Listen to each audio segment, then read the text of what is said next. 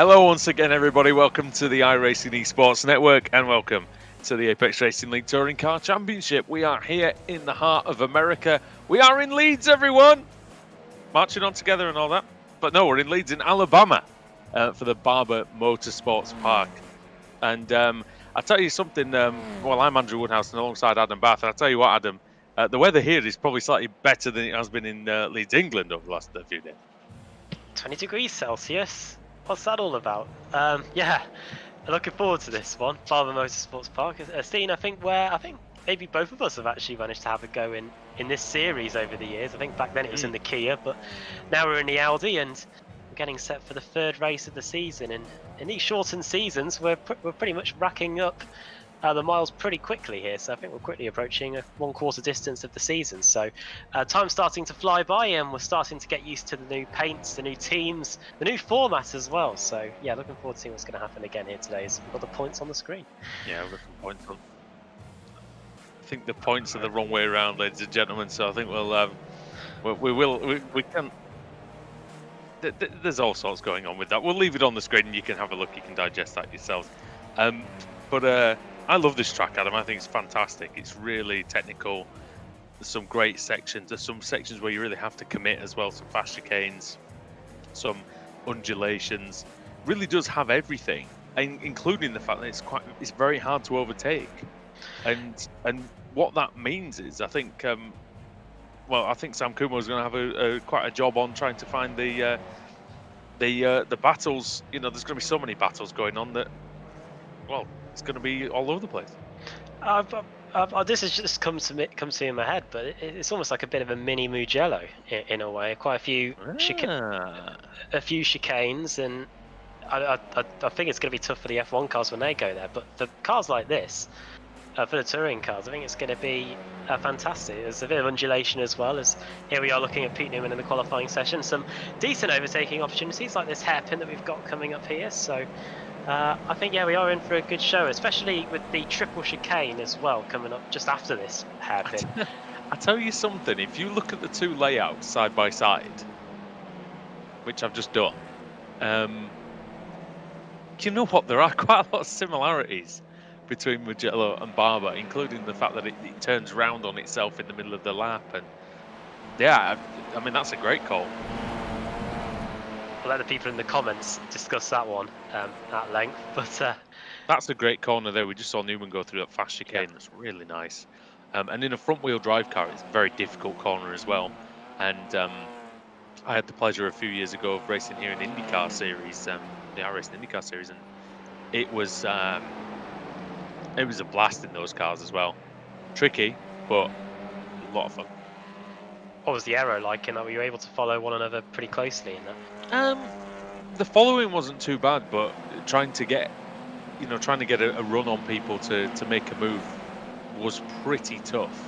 Reminded me of the races at Alton Park that we did as well, a very similar sort of thing where not many heavy braking zones. That hairpin down there, which we're seeing David Baker go through now, it's certainly a big overtaking spot, but you still got to have a lunge, you know, even in a touring car, mostly to make that move stick.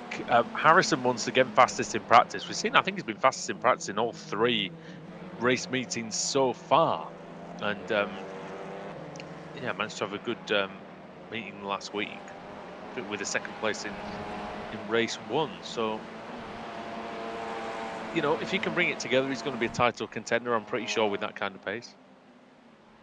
It's been a pretty good start to the season for HM Engineering. They might not have had too many results. I'm not too sure what happened last time else in round 2, but they've definitely got the pace. Mixed bag, I think, yeah.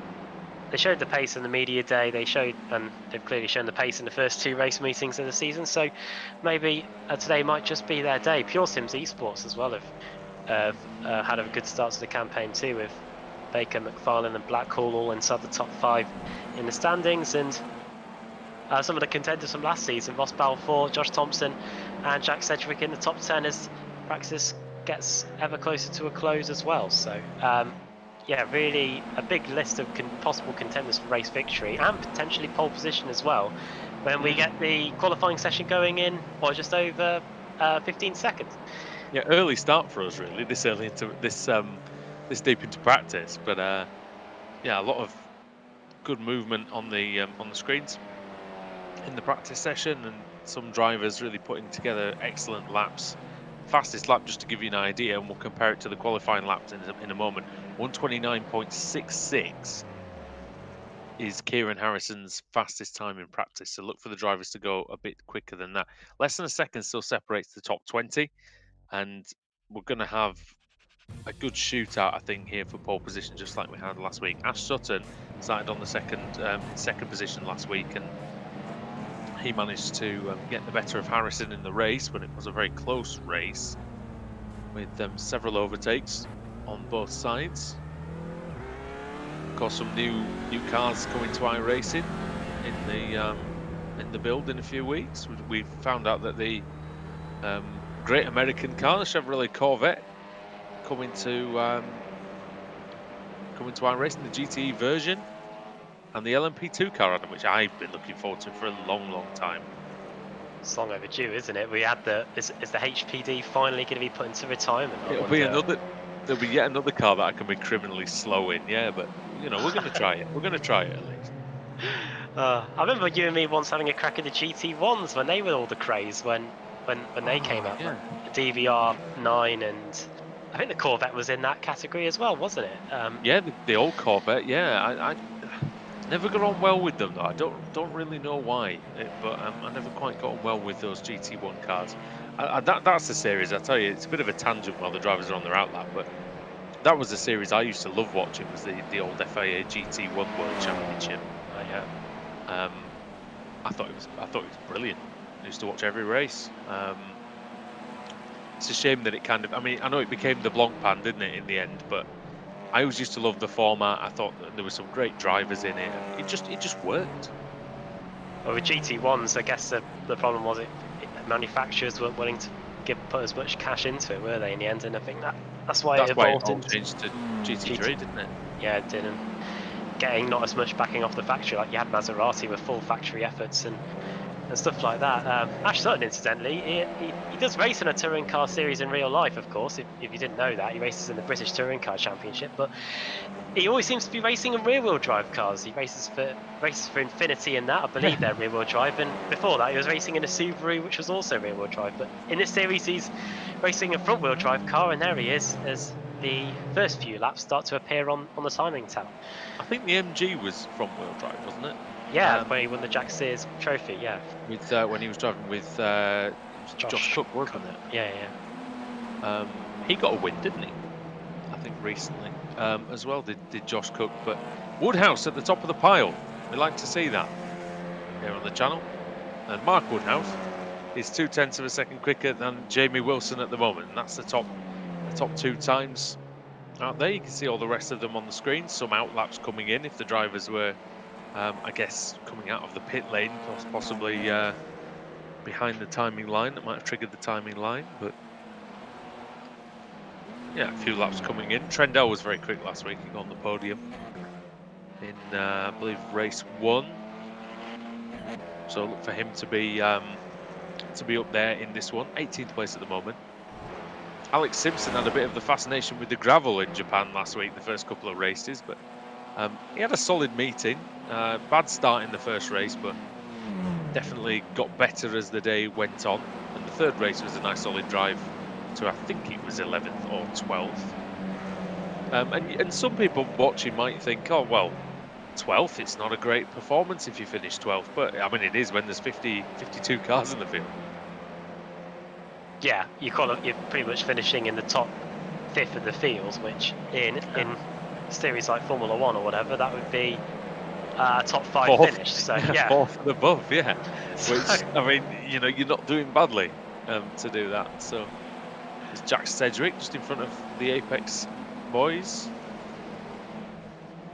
Wojciech Svidovic had a good meeting as well last week. There's a tricky chicane, the triple chicane that I think back in the Porsche Esports Super Cup days, that used to cause quite a lot of palaver if anybody tried to nudge one up the inside there. I wonder if we'll see something similar happening today in the ARLTC, and this is just sorry to draw parallels with Mugello again. This is almost like the staircase section at the beginning of the lap, but we've got it at the end of the lap here as we rise over the crest and into a never-ending series of right-handers here to complete the lap. Yeah, it really winds down on itself into this section, and I have seen moves done into that final left-hander, some surprise moves where a driver can do kind of what Gregory did there and just take a wider, a tighter line in, hammer the throttle. See there, that's what Johansson, I think it's Johansson, has done. Just almost a surprise move, even though he was let through. Oh, Ben Gregory sideways into turn 1. That is true Ben Gregory style. Simon Trendell to the top of the timing tower there, 1:31.063. Shows you that even with a whole load of traffic in front of you, you still can get a lap done in this series. You don't need to back off at all because of the threat of dirty air. If anything, you want to be as close to the cars in front of you at the right possible moment so you can pick up a very decent tow. And that's what seems to have happened, because he's at the top of the pile for Team Chimera, with Simmons second now for Apex Racing Team, just 92 thousandths of a second between them. Yeah, he did qualify in the top 5 last week, did Simon Trendell, so definitely got the pace in the car and in himself. Yeah, down the hill, a bit bobbly down there, and I think you want to try and hook a tiny bit of that bottom curve, don't you, the final curve, but don't hit too much, otherwise you just bounce around. This chicane is the one I was talking about before. I like that one, and then this one. This is a corner where you can get on the power earlier than what you think you can. But the exit is blind, so you can never quite spot that outside curb where you need to position the car for this long right-hander, as Adam was saying. Down onto the curb, get as far to the right as possible, because you're going to need a good exit to get onto the main straight, and that is exactly what Simon has done here. Can he improve on 1:31.06?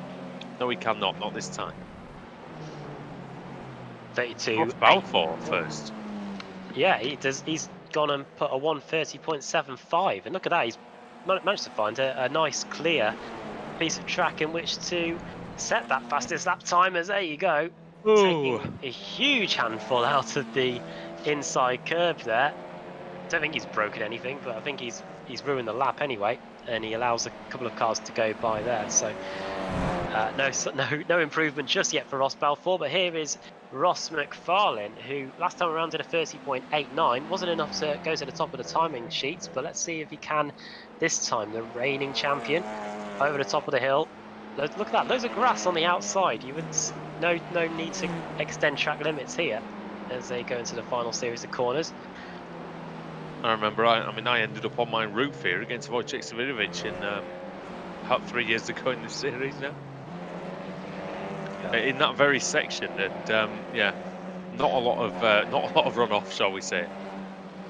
I'm glad you brought it up. I always feel like I always bring it up whenever we get it. Turnbull to the top. Oh, it's unforgettable, is that? I mean, it was an all-time meme on the channel, I think, for quite a while.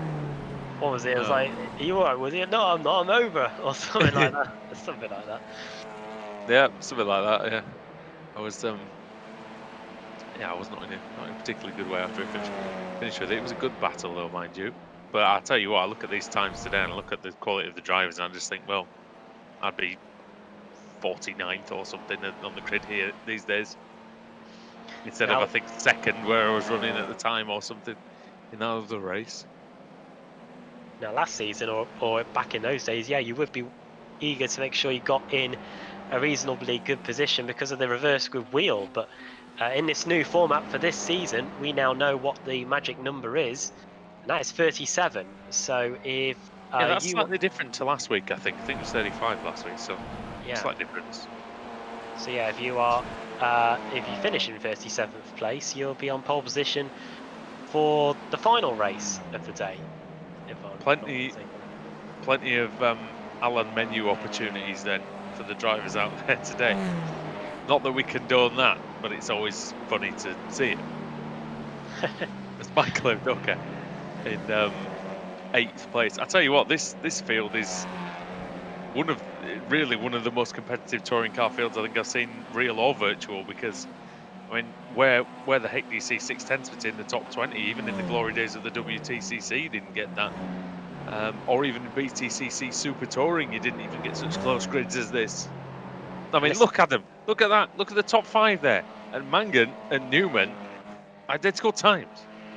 and this is without success ballast as well. It's a remarkable look. Yeah, identical times between Mangan and Newman in 4th and 5th. And as we enter the final 5 minutes in the session, we can even see just what lap times they've been setting there, and just How good how would ballast be in this league, actually? I think we'd have a different winner every race, pretty much. I think, wouldn't we? Yeah. Um, You'd really struggle to hang on, wouldn't you, if you had any extra weight? well, in this series, we know that, and we know from driving this car for 24 hours, just how the tires work, and once they're gone, you really are hanging on for the rest of the race. And granted, these races aren't too long, but once you get past half race distance and get towards the final quarter, you do then start to struggle. So imagine that with an extra 80 kilos, is it, for being number Well, one in the BTCC in the car? Then you really are in dire straits. I mean, 80 kilos. I mean, Martin Brundle always. What does he say? Something along the lines of every 2 kilos of fuel is like a tenth of a second or something, or Yeah. whatever. I'm pretty sure it was something along those lines.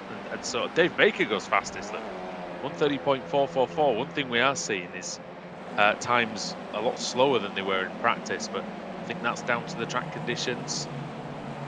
Of course, the racing line will be getting warmer as the driver's going around it, so tyre temperature higher, and that usually means in iRacing at least that lap times are slightly slower. Kieran Harrison, P2 still though, Adam. Still a good effort so far. Yeah, 67 thousandths of a second behind. I'm sure he'd be pretty happy with that. The amount of cars that have set times, by the way, we've got 49 that have set times out of the 53 that have entered the session. So that gives you an indication of just how many cars we have got out on circuit. Highest Pro-Am driver is just inside the top 20, and that is Alex Torres, in the fiercely forward car. They've switched their lineup for a bit. It's also a good indication that not many drivers have been thrown in the brig due to bad behaviour this week. There you go.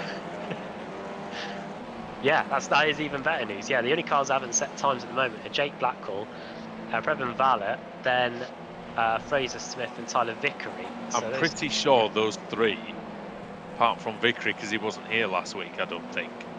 I'm pretty sure those three had some crashes, so probably explains that. Here is Kip Stevens, who is the last of the cars to set a time. He's in 49th place. Last time around, his best lap time is a 34.56, and remarkably, that's 4 seconds. Oh, to be fair, a 4 second gap covering the top 49 probably isn't that bad, really. I don't understand really that. Surely he hasn't had a clean lap so far, because Kip is a good driver, and I very much doubt that's his actual pace. He must have a mistake in there somewhere to be 4 seconds down. Either that or he's been on the bubbly. I got some delivered the other day. It was only Prosecco though. What? No, it's still bubbly, it still counts. Stevens across then. Oh, that's better. There you go. He's gained 1.4 seconds, I think, there. Decent lap time, and that shows you how much you can leap up the field if you set a quicker time. Just 2.7 seconds now off the pole time there, Kip, with that lap time to move within 2.7 seconds of Dave Baker. Here is Kieran Harrison about to complete another fast lap with just in the nick of time as well. He's got quite a big train following him. Over the line he goes, and he does a 31.1, which is 7/10 of a second slower than Dave Baker. And now he has to get out of the way and let one of the world's longest trains go by, as they all seem to be on their final runs with less than a minute to go. There's not a heck of a lot of green on our timing screen at the moment, which is indicating that either the track conditions aren't quite coming to the drivers, or maybe the drivers aren't putting in great laps. Fastest first sector for personal best first sector, at least for Wojciech Savinovic in 12th position. And let's see if he can do anything with this one. Currently just under 4/10 of a second down. Bounces across the curbs. The power as early as he dares. A lot of understeer, of course, on the front wheel drive car. Let's see what his time in sector 2 is.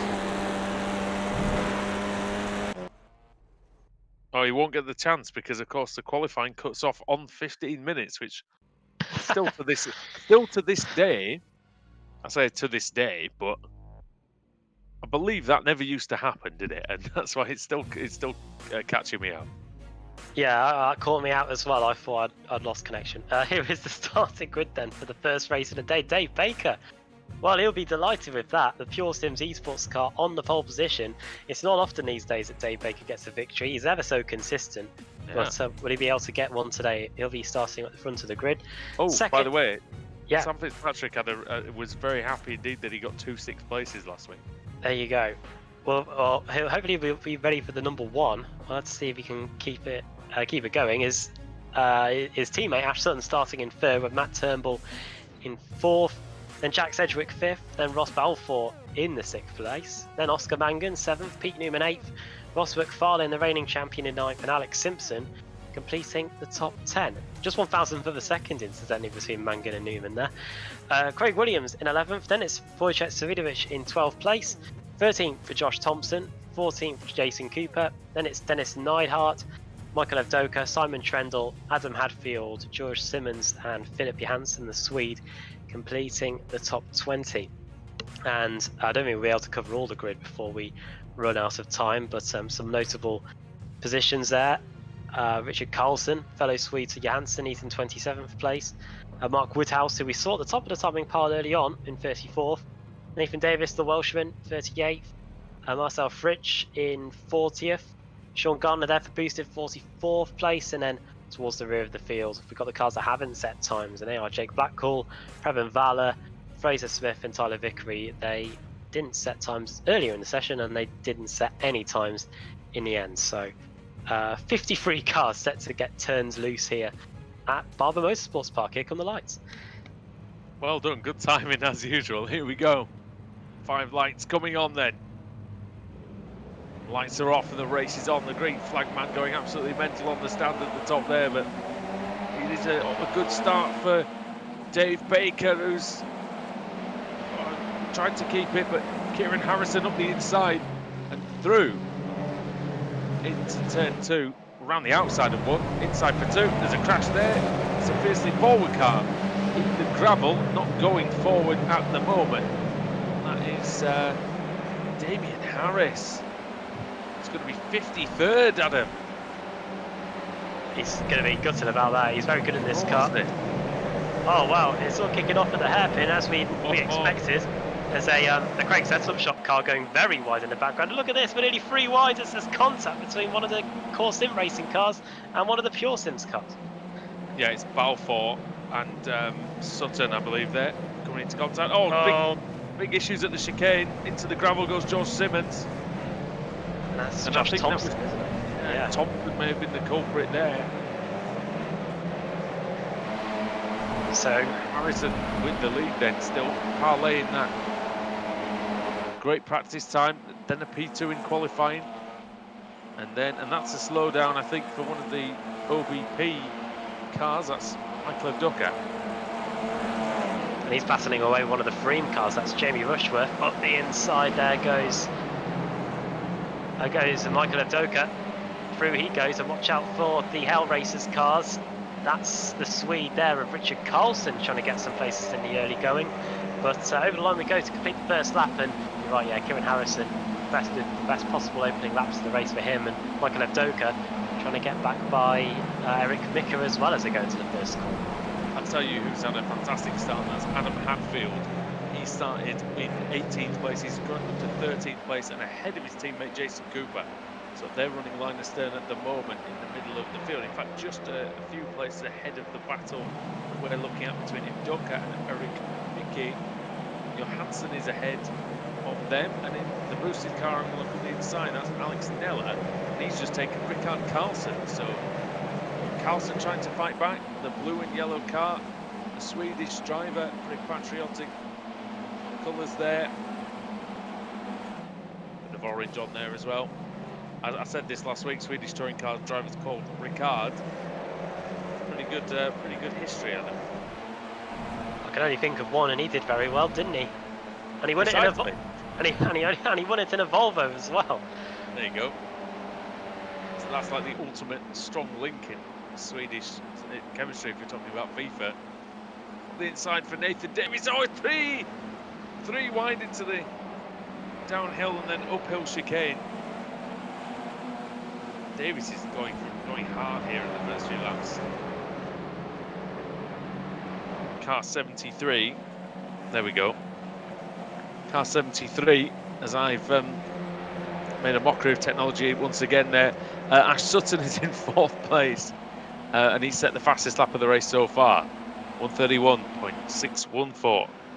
Yeah, he's managed to shake off the attentions of the 2 core sim racing cars. The Irish contingent fallen back just a little bit, and now he's going to try and chase after the top 3, which includes one of his Pure Sims esports teammates in Dave Baker, who's still trying to haggle Kieran Harrison for the lead, and a Pure Sim stablemate in Matt Turnbull, who is in 3rd place. So Sutton trying to get a move on, and he was 1/10 of a second quicker than Turnbull on that last lap, and a third of a second quicker than the race leader Kieran Harrison.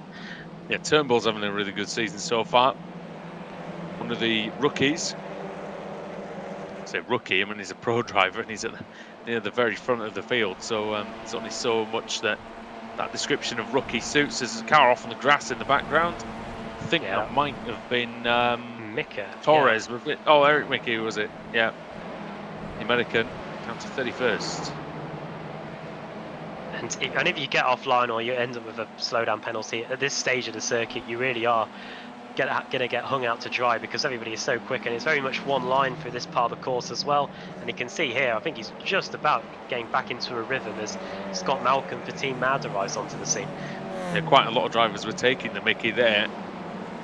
And oh dear, I know, I'm sorry. He slots into 35th position, and this is Scott Malcolm versus Preben Vala, who started at the back of the grid, the Norwegian driver for TC Motorsport. You can see him here on board, very close to the back of Malcolm. And I tell you, Adam, when you're in behind these TCR cars, they do obstruct the view quite a lot. They aren't quite tall. Yeah, it is, and I think when we were racing in the 24 hours, I think we had to adjust the seats quite a bit. And then when we got into any other cars, we were quite shocked just how high up we were, because the steering wheel's quite large. And he's going for it. He's not worried about that. He's trying to get up the field. Up the inside goes Vala, and is Scott Malcolm still on his outside? I think he might just be, because we can't see him from this rear view camera. So I think he is still alongside, and there you go. He's pulling back alongside going into the triple chicane, and he is just about clear of Vala there. Behind them in the excellent not white and blue livery is Matthias Sauer for WS Racing, and then behind them is Marcel Fritsch in 39th place. Race is 14 laps or 24 minutes, whatever comes first. As off goes Sauer there. Is he going to get passed by his teammate though in Fritsch? No, he doesn't. Behind them is Luke Kidsley for Hesketh Racing. Hesketh Racing drafting in another driver for this season alongside Nathan Davis and Johnston. Yeah, I don't think we're going to hit the time limit, but it might be one of the races where we get reasonably close to it, which doesn't happen often in the championship these days. Jack Sedgwick sets the fastest lap in 7th place. It's funny because you look at his race performances and you sort of say, oh, well, maybe Jack's got a slight weakness of qualifying, but he only qualified about 2/10 off of the lead, didn't he? Yeah, very, very close. And 2/10 in this series is pretty, it's not too shabby, to be fair. Look at this though, 2 core sim racing cars really going at it. Balfour full on sent it up the inside into the hairpin at the midway point of the lap, and now he's got behind him behind Oscar Mangan, I should say, Jack Sedgwick, who is in 7th place. So while these two drivers would like to try and keep up with Ash Sutton, they've really got their work cut out trying to keep the black and blue IDC car right behind them, because Jack Sedgwick, you would have thought he would have been a champion by now, but the dramatic series of events at the back end of 2018, or was it 2019? Well, it was both, wasn't it? I think he had a shot at both. But I think last year was the one where, well, 2018 was the one where he led a lot of the beginning of the season, wasn't it? I think, and then, oh, I've got it confused. I think it was so many races. Yeah. But you're right. The upshot is he could and maybe should have won one title, but he'll be coming for that. Oh, massively this season, and that's Adam Hadfield forcing his way past Wojciech Svidovic. That's a good move, door handle to door handle. Svidovic going wide and onto the grass, and he's down into 14th place. He's under pressure from Dennis Neidhart.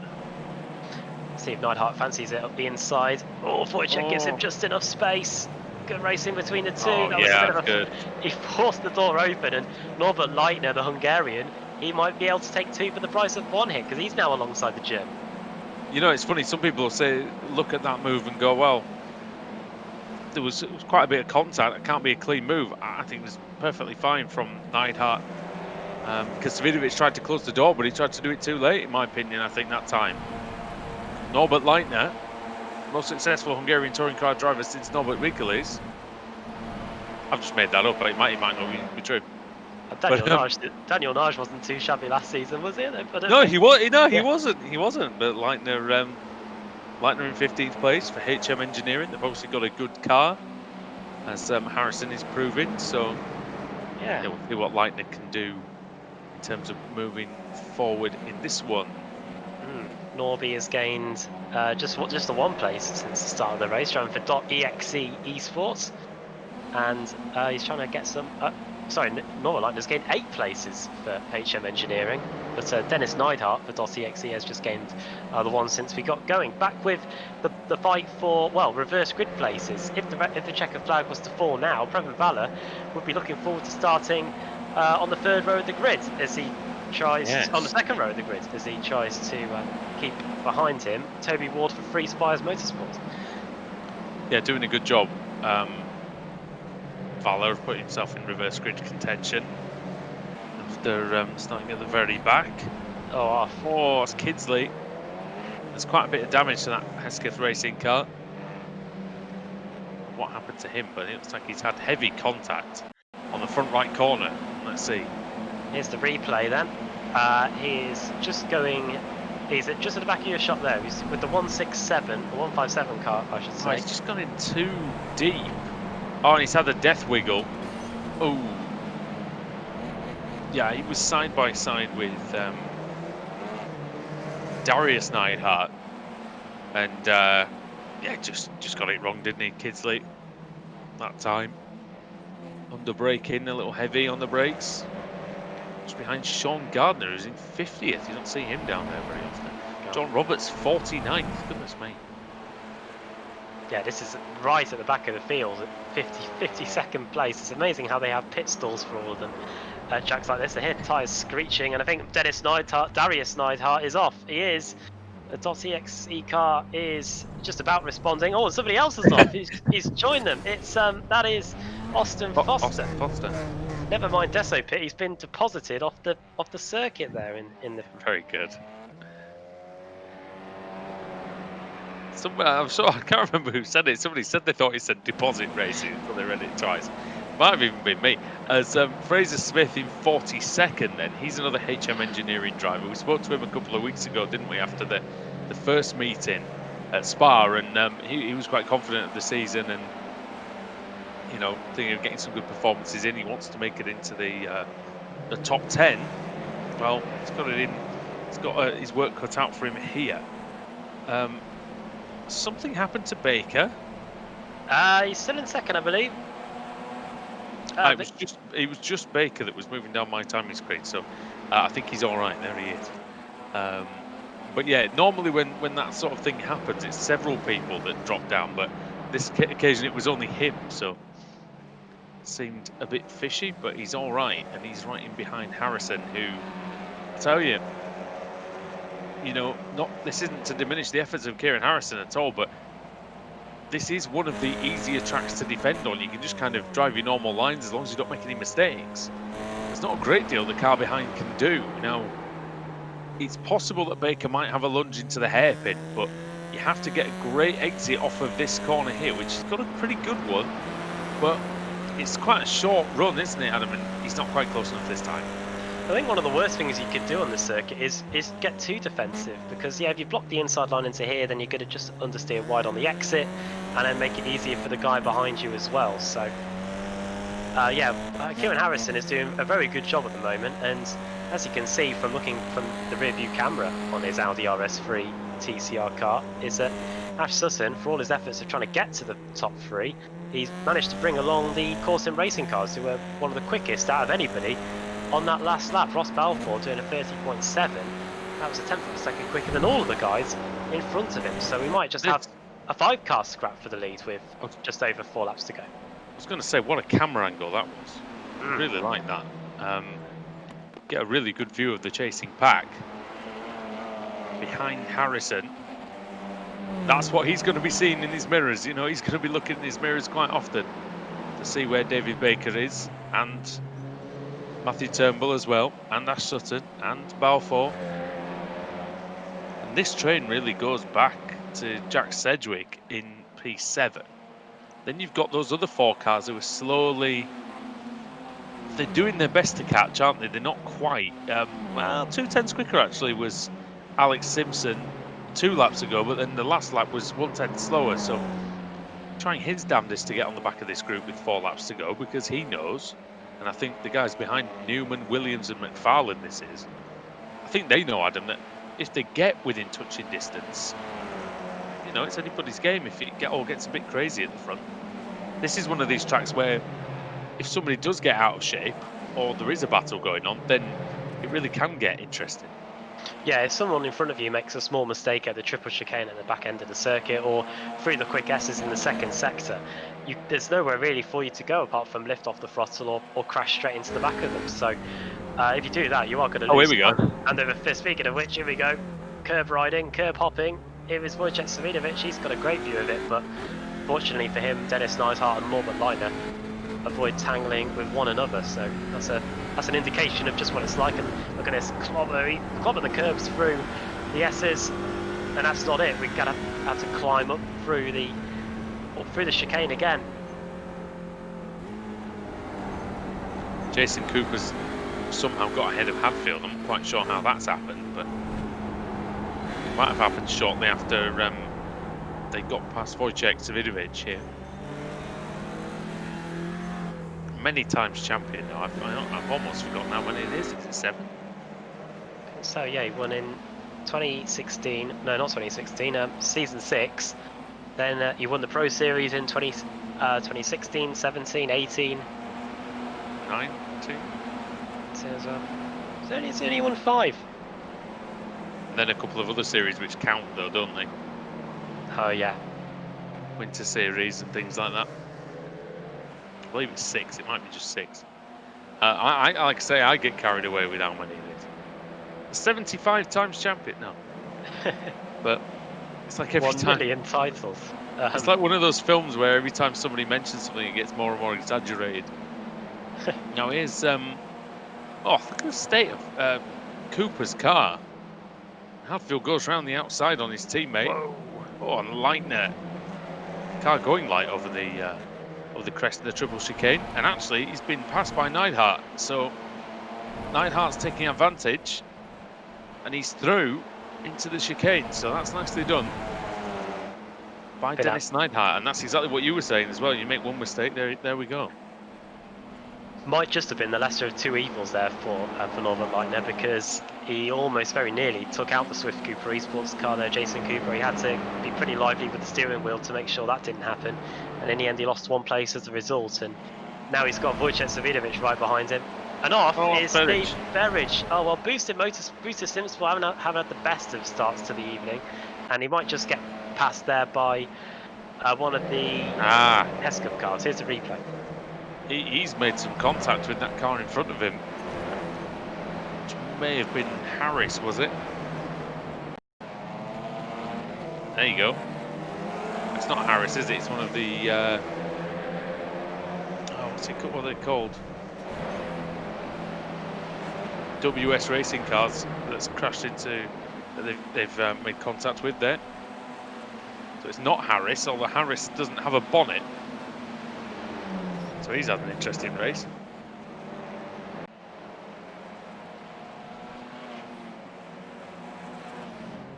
Three laps to go then, including the one we're on.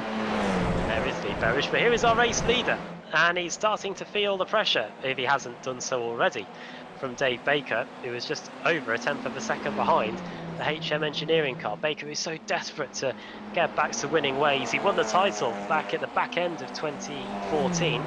Back then he managed to do it by just winning one race. It's unthinkable now. And I think at one point he won more on the ovals when we briefly used to run a partial oval schedule in this series. I think he won more on them than he did on the actual road courses. So yeah, twin ring Motegi was in there, wasn't it? And possibly Iowa as well, maybe. Pocono as well, yeah. Pocono, that was good, wasn't it? I'll tell you what, I do miss the series going to Pocono. I thought that was great. I've always wondered if maybe they should try and doing, if the car had longer gear ratios, I would say give Indy a shot. But what you want is an oval track with some substantial corners, really, that are going to test the front wheel drive cars. And this is Baker testing Kieran Harrison's resolve into the triple chicane then. Diving down the hill, bit of a roller coaster it seems. Good exit by both of them actually. They've gained a bit on Turnbull. Where's this move going to be done, Adam, if it is going to be done? I mean, the final corner is a decent shout for Baker because he's got half a second on Turnbull. He might be able to have a go. Harrison's going to have to be mindful that Baker might try something. But Harrison's done well through the back of the circuit, Adam. He's got a good little advantage there. Well, one HM Engineering car is on the defensive. Here's one that's very much on the offensive, and that is Norbert Leitner trying to get by Dennis Neidhart with just over a lap to go. To get a move done into that penultimate corner, I think you really have to catch the car in front off guard. I think still the best chance to get a move done is the hairpin parallel to where this front straight is. So we'll see if Harrison can keep Baker at bay through that now, as the white flag is indeed in the air. Wojciech Savidovic also trying to get in the top 15 as well, as we are on the final tour for now of this circuit here at Barber Motorsports Park. Don't forget 2 more races to come after this.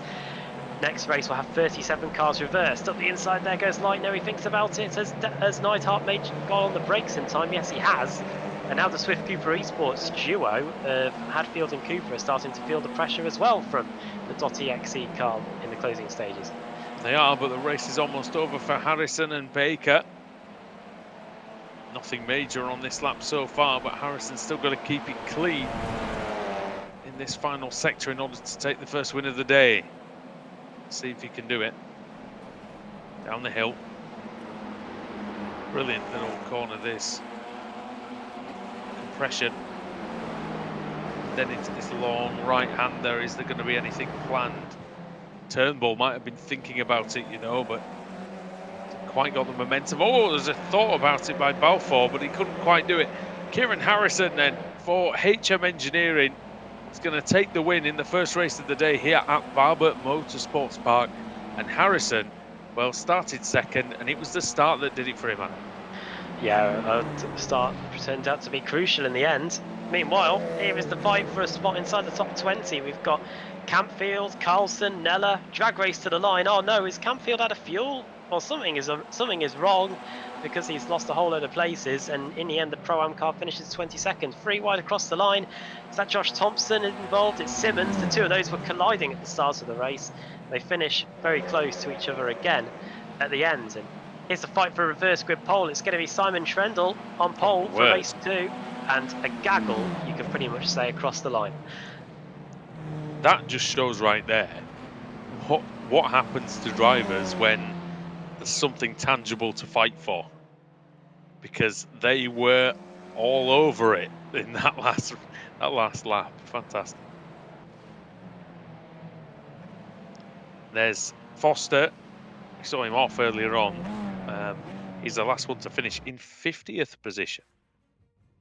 And just like that, we're on to race 2. What? Already? Yes. Yeah, we get ready to go. Here was the starting grid. We called it Simon Trendle on the pole position, with Scott Malcolm in second. Just ignore these lap times, I'd say. Eric Mickey in third. Then it's Toby Ward, Mads Borger, Alex Torres for Fiercely Forward in sixth. 7th for Previn Vala, then Ben Gregory, Jamie Wilson, and Adam Hedgecock completing the top 10. Just two pro drivers in the top 10 positions with their red markings. There's George Simmons. He's in 13th place. Mark Johnston in 15th. Top 20 rounded out by Jamie Rushworth for Freem UK, a former champion in this series. There's Leitner and Neidhart. We saw them battling at length during race 1. They're there in 23rd and 24th, with Wojciech Savidovic just in front of them. And there you can begin to see the contenders at the front in race 1. Sutton in 34th, Turnbull 35th, then Baker in 36th place. And that means that in 37th will be the race 1 winner. That was Kieran Harrison. And after that, you've got all the cars that finished where they finished in race 1, with the likes of Fraser Smith, Jake Blackhall down there in 41st, John Roberts, Kip Stevens, Sean Garner, Rob Sutherland, and then cars that were in strife during the race, the likes of Luke Kidsley and Lee Berridge, and more, Darius Neidhart and Marcel Frischen and Austin Foster. Starting at the back for this one is going to be Joachim Gulbrandsen.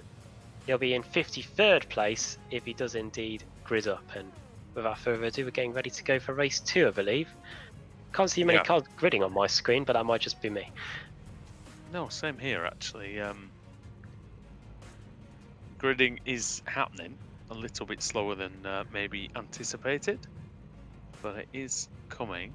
I guess we must have a longer gridding phase for race 2, I guess. Yeah, maybe that was just like a bridge, and then we've got the grid. I'm sure. The funny thing is, I'm sure last week when we did this, that the grid came up like you say, and then we were away at the end of the sort of the 2 minutes. But yeah, maybe a little bit more time given this time, and you know that will no doubt help a little bit.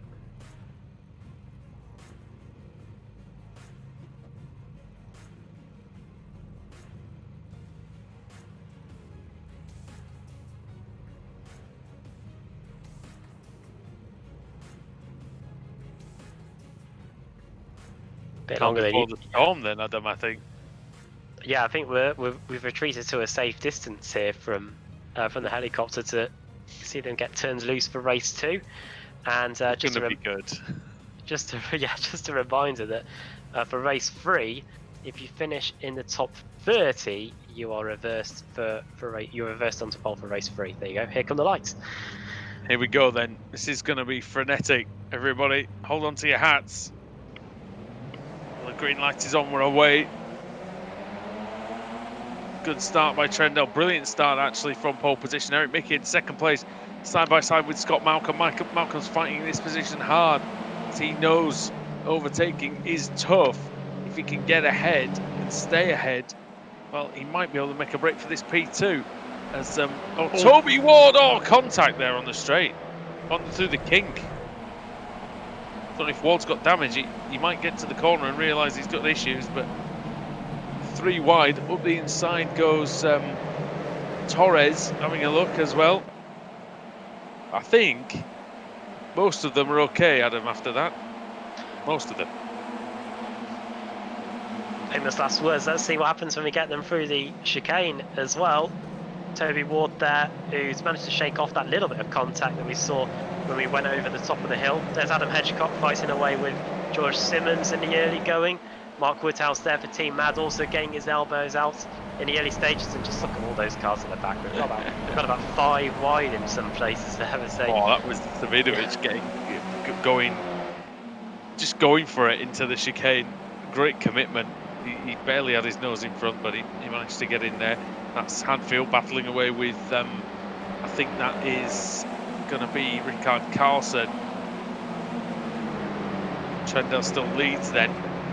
Malcolm in second, Mickey in third. Oh, Mickey's dropped down behind Torres, so Torres into third. Cars swarming all sorts of different directions through that final corners outside, throughout the final complex of corners outside the top 30. Car 8 in the Apex Racing team, that is off out on the exit of the final corner. That is Wojciech Savidovic, and he's going to get passed by a few cars yet again going through the first corner. And there's cars scattering everywhere. Yeah, Sutton was off, and I think he's going to have to try and fend off. I would imagine that's Harrison just behind. So Hadfield. Might not be Sutton actually, I'm not quite sure who that is. It might be a Ducker actually. Might have just misread the colours there. End of the first lap though, it is Trendle that leads, then Malcolm in second, then it is Torres for fiercely forward, and then it's Vatalo, I should say, in fourth, and then the American at his home race in fifth place in Eric Mickey. Look at the lead Simon Trendell's got there. 3.95 seconds already. Malcolm putting 2 wheels into the dirt on the exit. That will allow the fiercely forward car at the inside. Oh no, look out. Back across the circuit. And, well, you just knew that was going to happen. And and the fiercely forward car of Torres has really taken the brunt of it on the front of the car. And Toby Ward is all over the place. Not sure what's happened here. Yeah, it was always going to happen, that, I think, the way that they were battling into the corner. But yeah, Malcolm a bit overzealous possibly that time. Trendell 31.8, 4.7 seconds is the lead now. So he's well and truly vettling away from this situation. This is Thompson, who's got up into third position already. I'm going to put the cat amongst, isn't it? Great job by Thompson. I bet you he's loving the fact that he's got a much cleaner front end after getting it severely knocked in the early stages of race 1 after colliding with George Simmons. So now he can show his representative pace, and he's flying. He's gained 9 places already. Yeah, this is great stuff. He was disappointed with the first 2 meetings, Josh Thompson. But spinners. Bad rejoin there. There's Blackhall backing it into the wall. And Fraser Smith's also in issues. Here's a replay from Damien Harris's perspective.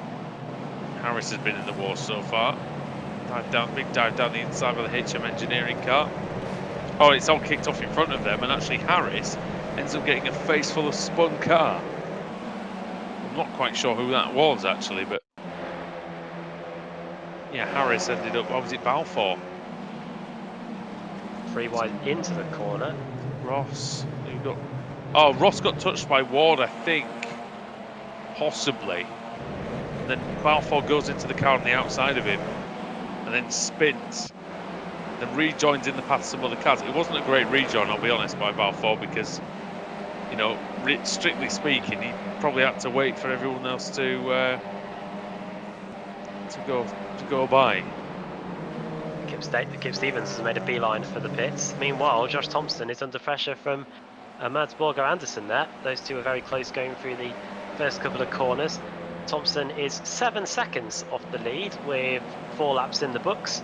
The car in front of him is not the leader, that is just second place Scott Malcolm. There's the fiercely forward car there of Torres. He may have picked up some front end damage in the collision with Malcolm, but they carry on nonetheless. And Adrian Campfield's dropping down the order. Problems for the other fiercely forward car. He's now down to 16th, 17th place now. Yeah, something's gone on for Campfield. Oh, here he is. Yeah. Slow down, maybe? Essentially, yeah. It looks like the car's all right now. He's in a fight with Woodhouse. But Trendell's leading by 5.5 seconds. Vala in second, Thompson third, then it's Borger, then it's Torres. Eric Mickey's doing a good job in 6th as well. Ben Gregory 7th, then Simmons. Johnston, and the top 10 is completed by Adam Hadfield. Now Sutton up 10 places from where he started. Jack Sedgwick up 10 places. Dennis Neidhart up 11 places. Hadfield up 16, and Woodhouse won't be up any places anymore. So he's gone, and that's one of the Hell Racers cars who's ended up getting spun. I think Ash Sutton is in the wars as well. And yeah, that is one of the Pure Sims cars as well. They'll be heading straight back to the pits after that. That was on the exit of the S's. They got stuck together and then just went into the tyre barrier. Here it is on the replay. Oh, Woodhouse went wide, and did he have damage? Possibly.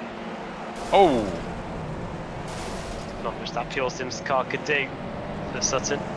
Woodhouse kind of drifted across the circuit, didn't he? I'm not sure whether, like I said, I'm not sure whether he had damage or whether it's just a weird line, but either way, that's a few drivers who won't be seeing the end of this race, at least in a decent position.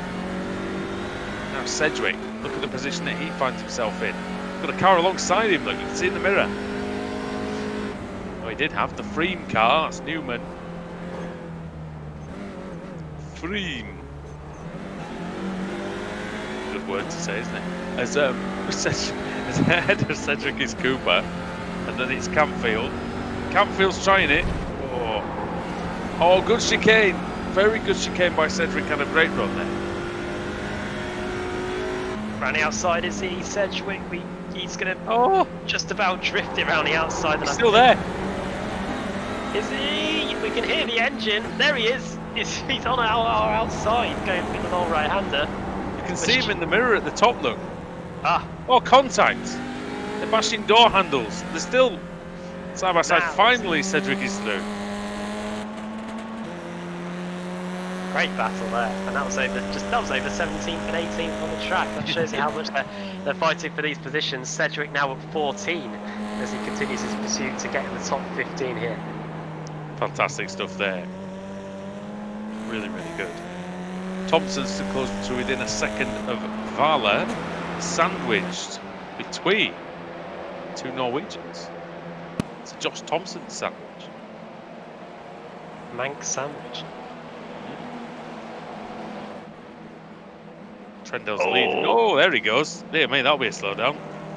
They say you cut the course, but there's no doubt there. For Thompson. Flying over the triple chicane. He must have missed his braking point by quite some distance. You can see Josh Simmons in the background there, just ahead of Mark Johnston. Thompson having served his penalty, down to 1.6 behind Vala now. Hadfield and Johnston battling away, and there's Simmons in the foreground. Mickey and Gregory also at it. Also Torres and Mads Borger Anderson. So fight over 4th and 5th, and that was Torres getting by. So that is him up into P4 and running wide in the background. There was Mads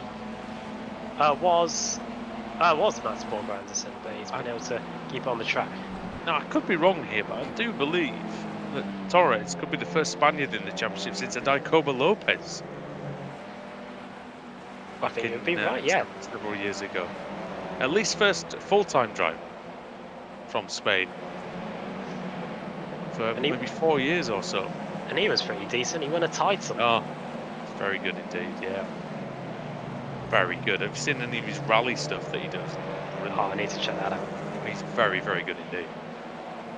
Here is George Simmons, who is an Apex Racing Academy coach in this car. Battling away with Mickey and Hadfield as well. Just about gets through there, Simmons. Used quite a lot of curb in the triple chicane, but he got away with it. Apex Racing TV on the iRacing Esports Network. The ARL Touring Car Championship. Andrew Woodhouse and Adam Bath with Sam Kumo bringing you the cameras on this one from Leeds, Alabama. They like their English cities in that state, don't they? Because we've got Birmingham in that as well. So, well, all the Americans ever did was either steal names from the Native Americans or the English. Let's face it, or the Mexicans. There you go. It's the hot take of the day there, isn't it? That's what they did. And then, like, New York, come on, guys, seriously. On the inside Inside. goes. It's two quarrelling drivers there. That's Hadfield and Eric Mickey, isn't it? Fighting over 8th and 9th. Maybe not on the US War of Independence, but this is just over 8th. It's over 8th and 9th as they go over the crest. I would say that's yeah. The Hadfield is trying to. It's going to be one for the Limeys, I think. In that, on the inside he goes and through into 8th place. Mike Johnston there,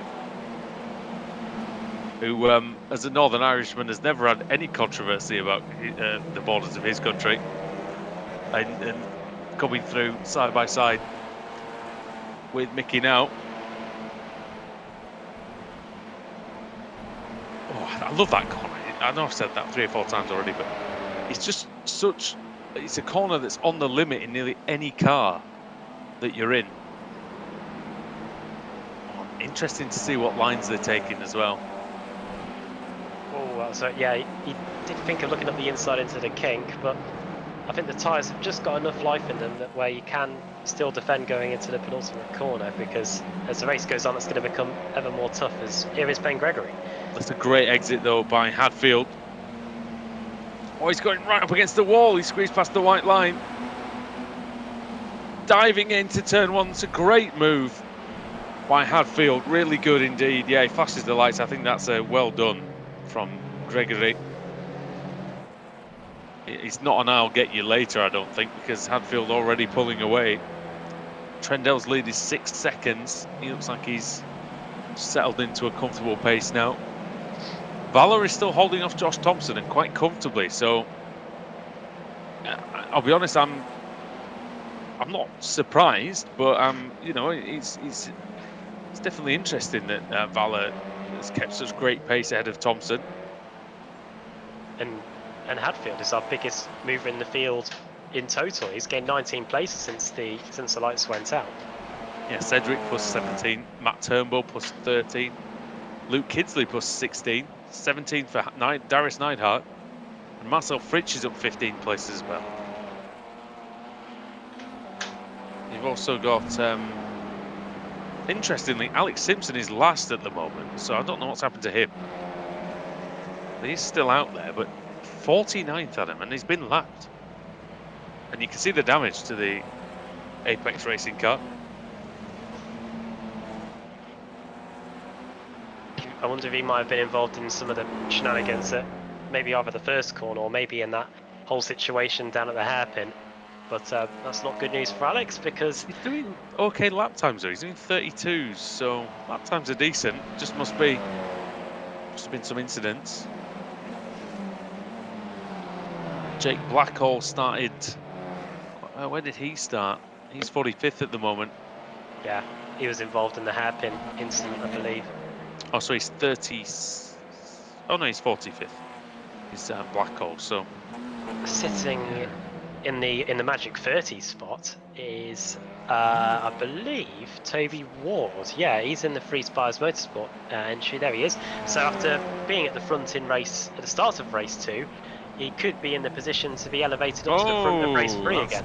And that's Darius Neidhart, one of the biggest movers in the race, who won't be going any further. It's 5 cars off there. 74. That's Malcolm. Again, there was a red car off in the grass, which might have been Gulbranson or Sutherland. Not quite sure on that one. Now here is the replay. Oh, got locked together. Bang, huge hit.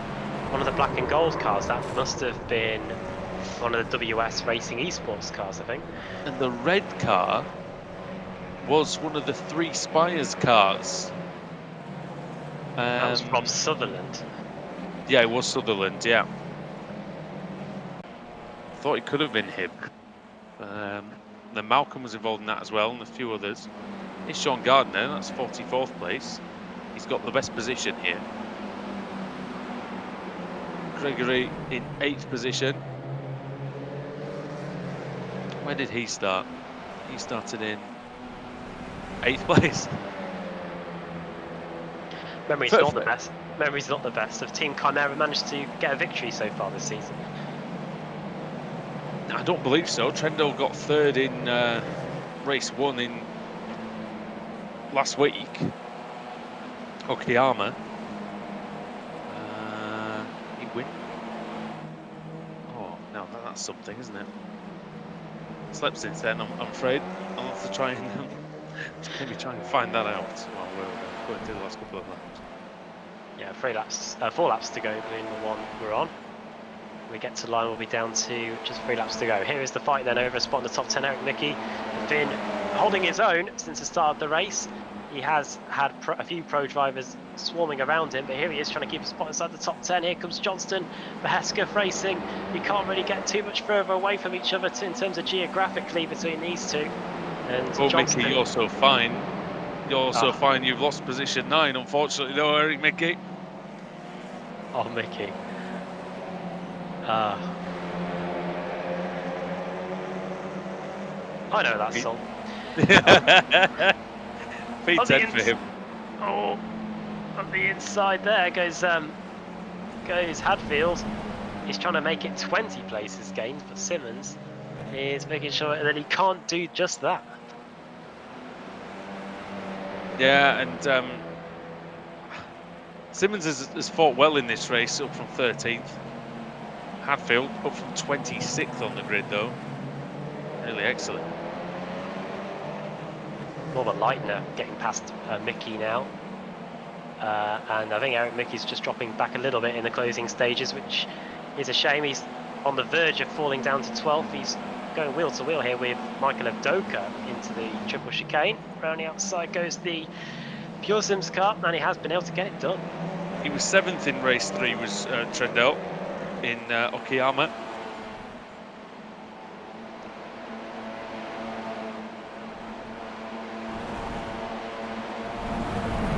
Through the S's, and Mickey has now got behind him Dennis Neidhart and Jack Sedgwick. So with just over 2 laps to go, he's going to have to put up some defence here against 2 of the biggest movers in the field so far.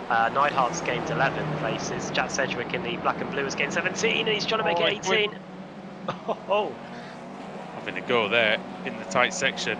Oh, he might mug Neidhart here, but no, Neidhart carries the speed. And what's he going to do into turn 1? Look at how close they are. Great onboard shot here from Sedgwick's car. Sedgwick's going to go to the inside. Is he going to go through the middle? He can't. Is it possible?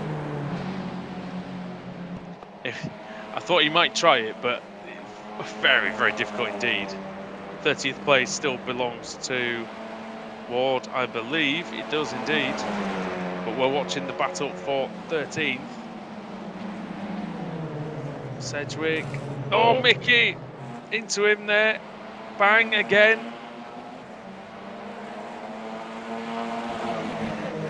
And that's allowed Cooper to come through, and Cooper's no slouch at all.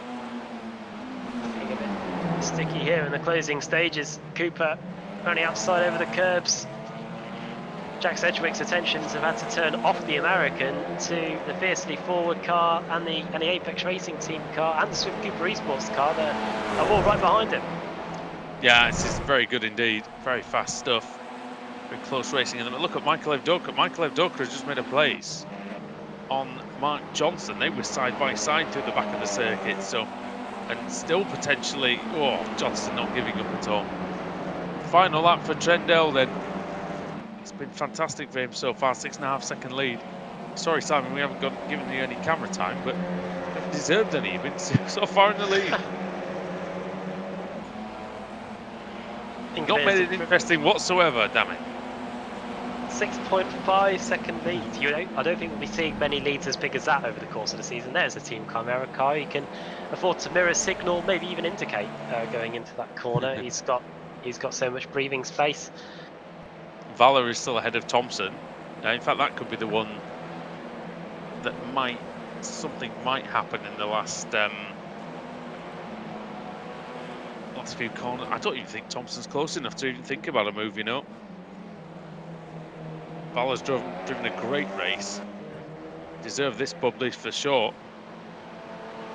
Simon Trendell, well, he started on pole position and he got an amazing start. He just parlayed that into one of the best drives that we've seen in quite some time in this championship. Absolute domination for Chimera. And coming through the final 2 corners then now, Simon Trendell, well, we could get out and push from here. It's time for the checkered flag, and it flies for Simon Trendell. Team Chimera.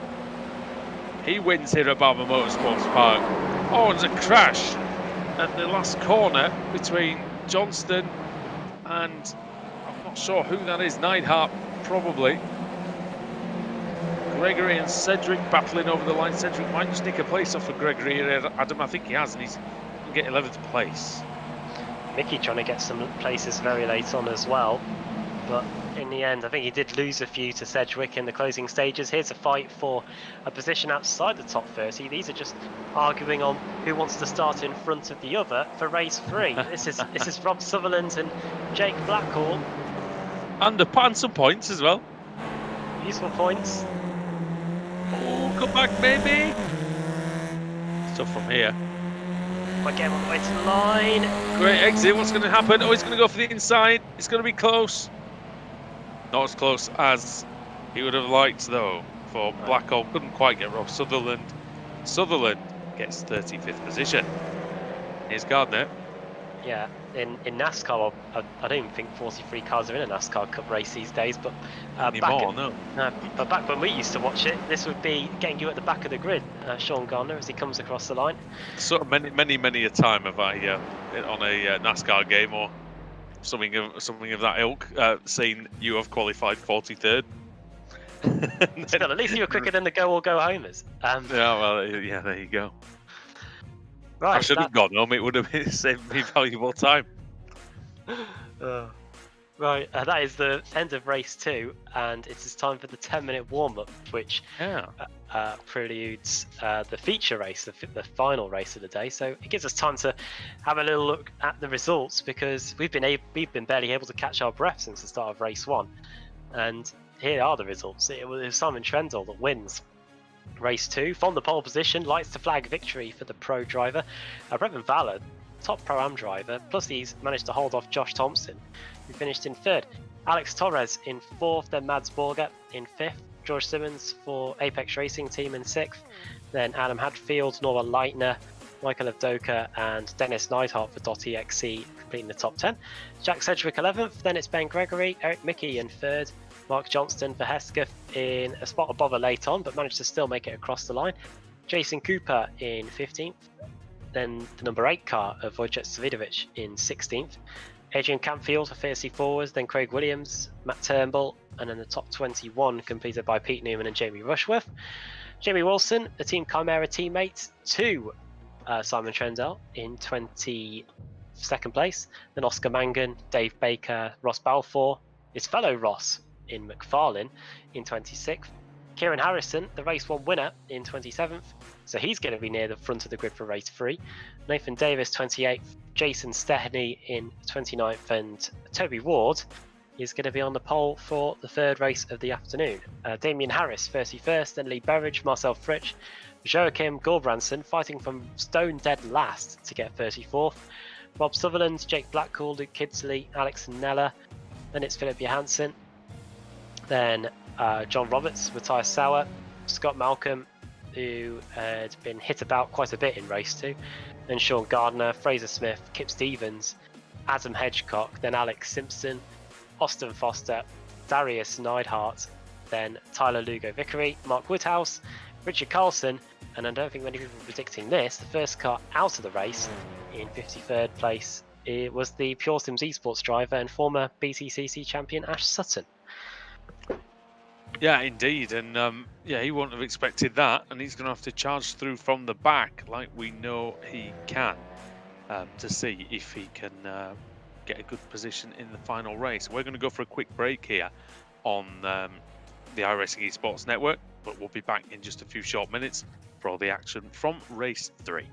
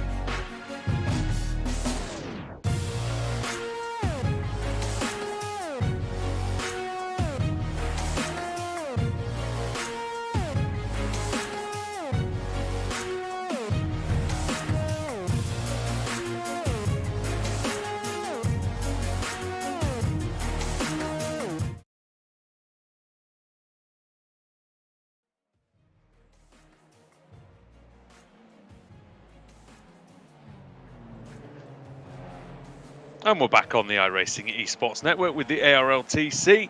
Welcome back, Andrew Woodhouse and Adam Bath with Sam Kumo on the cameras. Barber Motorsports Park is set to go once again, Adam, and 30 cars reversed this time for the third touring car race of the day.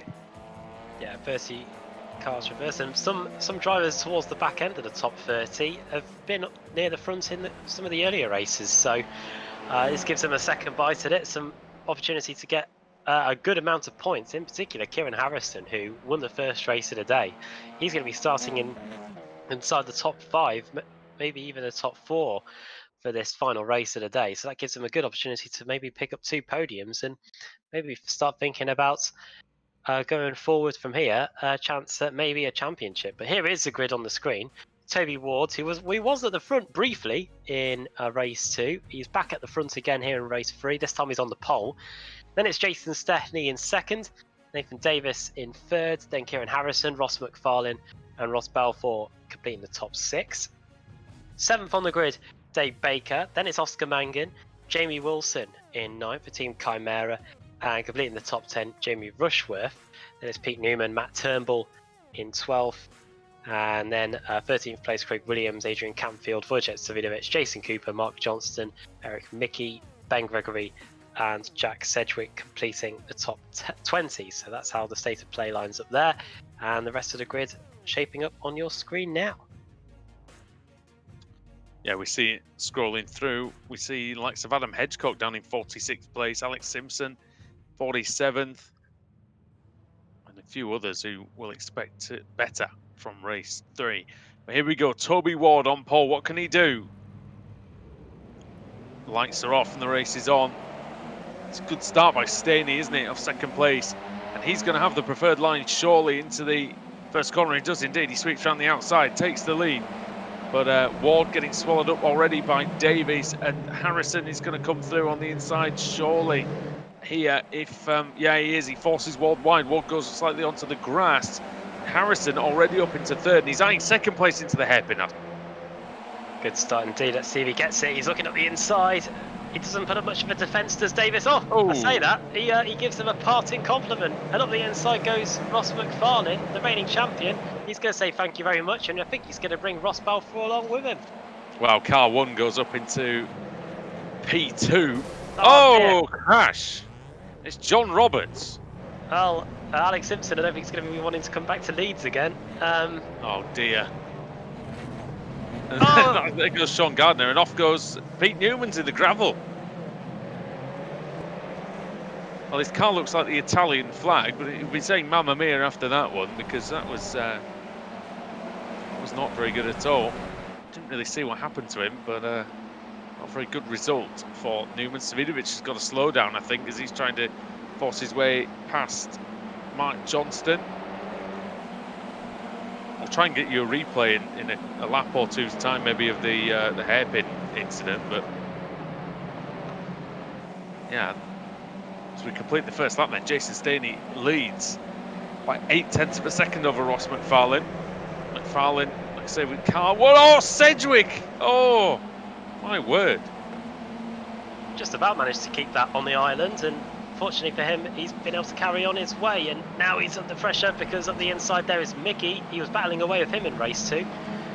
Yeah, his ship was very nearly wrecked, wasn't it, Sedgwick, but managed to save it well as Savidovic goes onto the grass as he tries to make progress. Harris went onto the grass, and he's lost a position to Marcel Fridge in the battle of the yellow and black cars, but here is Thompson in 20th place, trying to get a good exit out of the hairpin as he looks to take down Mark Johnston, but he's 0.4 ahead, is the Northern Irishman, as Stanley continues to lead, but it's down to 0.2 of a second. This is the this might be what happened to Alex Simpson here, possibly. Looks like it, yeah. Something going on at the hairpin, and there he is, parks up adjacent to the 86 car there of Roberts, who's able to get back going again. Here it is. There's Norbert Leitner. Ah. Oh, and so the boosted car got absolutely sent into the middle of the track, didn't it? And then he had nowhere to go as a result. Also, there Norbert. Yeah, there's Leitner and a few fellow Oh, others. what's this? Oh, we saw smoke. Yeah. I'm not sure, but something's happened to Jason Stadium because he's lost positions to McFarlane and Ross Balfour. He was in the lead. Just 2 or 3 corners ago. And now he's through. We need to see that again, I think. Because Staney was looking comfortable. And now he might be in trouble from Harrison. But here we go into the final corner. He gets alongside, does Ross McFarlane. He goes around the outside, but he just gets a poor exit, does Staney, doesn't he? And there goes Balfour up into P2. And now here comes Kieran Harrison, the HM Engineering car, the winner of race 1. He's already up into the podium position, so he's managed to get by the Craig setup shot car as well. Three wide in the background going into the triple chicane. I think it sorted itself out. I think there was Ward in the middle of all that stuff, but only 7 seconds separates the top 18 cars then as they go through the 3rd lap. Oh, it's a bit wide for McFarlane. Wasn't a great turning point for the Scotsman, and Balfour looks to close in, but you know, we said earlier on he goes wide, but he's trying to get that long cut back, isn't he, where he can keep the momentum through the last corner. We said earlier on though, Adam, there's a lot of different lines you can use through this circuit. There isn't really a right or wrong way to go around this track. No, unless you literally pin to the inside, you can pretty much run wherever you want to around here and not lose too much time. Here is Oscar Mangan, Ross Balfour's teammate. These two were driving in convoy together in one of the earlier races, but here they are just a little bit apart, and they're still putting in some pretty decent lap times. Ross Balfour in race 1 was probably one of the quickest out of anybody in the field, just wasn't able to make most of it. And here comes Oscar Mangan. He's going to get by Jason Stepney up the inside. He's going to get followed through as well by Dave Baker, who is in his customary 6th place, but I don't think he wants to stay there. But for now, he's positioned right behind the Craig setup shop car there of Stepney. Yeah, good move by Mangan. We haven't seen a lot of him tonight, but showing his quality, the Irishman. And Stepney doing a decent job there, still in P5. But like you say, Baker, who was very quick in race 1, been looking to get the 5th place away from the Craig setup shop car, although he goes a bit wide through the chicane, and that might actually mean that Turnbull will be on our outside here. Here he is, Matty Turnbull, but trying to get the run in the Pure Sims Esports OBP car.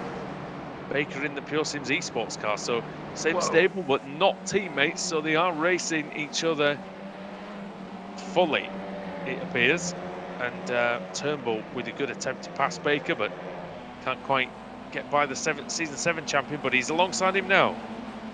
Up the inside, but round the outside, if you carry the speed there, it might just work out for you, but not on this occasion. Baker almost back up the inside, and he was very sideways there. He nearly lost the car as well, did David Baker, but down to 7th for him then. It's funny, we thought Baker would be in the ascendancy, but Turnbull, the great move. Farlane still 3/10 ahead. It's a great battle going on actually, involving Josh Thompson and Wojciech Savidovic. It's down for 21st and 22nd place. And they are very close together. Campfield was very wide there. And there's been a crash. Oh dear. And that's an entangled, boosted car mess of Adam Hedgecock and Sean Gardner. Here's the replay. Well, there's a spider, but that's issues for the boosted team who have managed to somehow collect them. So Hedge goes wide. Oh no. Well, it's the first time I think, well, maybe not the first time, but the Hedge taking out the Gardner. Let's not beat around the bush. It's not great. We'll have to leave that one alone. They're in a bit of a fit. They're in the thick of it. The thicket. Oh, that's. Why did I bother? It took him a while to twig that it wasn't going to go well. And then he, but then never mind. Well, we'll save that one for another time. Did you say it was the thorn in his side? Oh. Would have grasped. Oh, there's. Oh no, what's that? That's Austin Foster. Nearly got mowed off the track. Yeah. Running outside goes the Deso Pit Racing team. Oh, the Deso Pit Racing team is getting overtaken, I should say. Would it have And counted if Lord Murray was in the race? I know he's no, not. no. Kip Stevens first. Dave Baker has managed to get Oh, by Turnbull, it looks like, and it's up in. Oh, in fact, I should say it's that on the inside goes the Grace. Goes Dave Baker, but no way through in that part of the circuit. he's And got through on Jason's. Turnbull though. Yeah, he has, and well, if one Pure Sims car fails to get by the Crave setup shop car, there is another one waiting in line to get it done. Except this time it's the esports car of Baker that's now ahead of the OBP car driven by Matt Turnbull. So Jason Sterney trying to keep some of the best in the business behind him at the moment, and he's doing a pretty decent job of that. Oh, he's oh dear, that was a bit sketchy though. Still with us in P5, Jason Sterney. Baker gets a reasonable exit. I don't know if he's going to be alongside. Well, maybe. It'll be close. Not quite. So Balfour's right on McFarlane again. These two are so evenly matched, I tell you. This is about as evenly matched as it can possibly be between these two. They fought to the last race for the title in the previous season. And proving once more that they're on the track together again, Adam. We've seen it so many times already this season. And this season is, you know, it's only, what, 9 races old? And this is Oh, brilliant. Yeah. Oh dear. This is brilliant to see Ross McFarlane driving for a different team this season, trying to defend his title. Ross Balfour this time caused him racing back with an extra car to try and help him get his way to a title. Kieran Harrison, a new driver in this series, and a new team as well. So plenty of stories in the top 3. Yeah, I mentioned last week. It feels like a new era of the ARLTC. You know, like where the new drivers that have come in this season, no disrespect to the drivers that came in last season, but these drivers have been at an absolute elite level. Harrison and Mangan coming in, and Staney's very good, and you know, Neidhart, and it's too many to name. There's so many good ones that have come in. Simon Trendell, of course, Vala. It's a really good rookie crop, and I'll tell you what it's doing, Adam. It's really pushing the veterans to go to a higher level. Really is, and I think we have seen some of the Pro-Am drivers also rise up through the ranks as well. Some may not even be Pro-Am drivers anymore. Oh, someone's been speared off at the back. That was... It's Wojciech Spinovic, I think, isn't it? Oh, it was one of the Free Spires cars. It was Ben Gregory. He's gone a long way into the gravel trap there, and he's got going again. Down in 29th the country, wasn't he? He was that far off. Don't know what happened to Gregory, who he was battling with. Was he battling with maybe Vala, was it? Johnston? About to find out. Here is the replay. Sedgwick's on his inside, Thompson on his outside, and it's the Thompson driver that gets him. Yeah, I mean that's unfortunate, isn't it? Oh, and off is Adrian Campfield. Now that is down at is that at the chicane? Oh, yeah, it is. Wow, there's been a few people off there today. That's an unusual place to be off.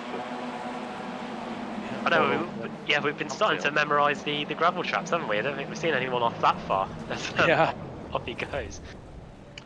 I'll tell you what, with F1 going to some of these tracks like Imola and Mugello and Portimao, I'm actually seeing some gravel traps being used.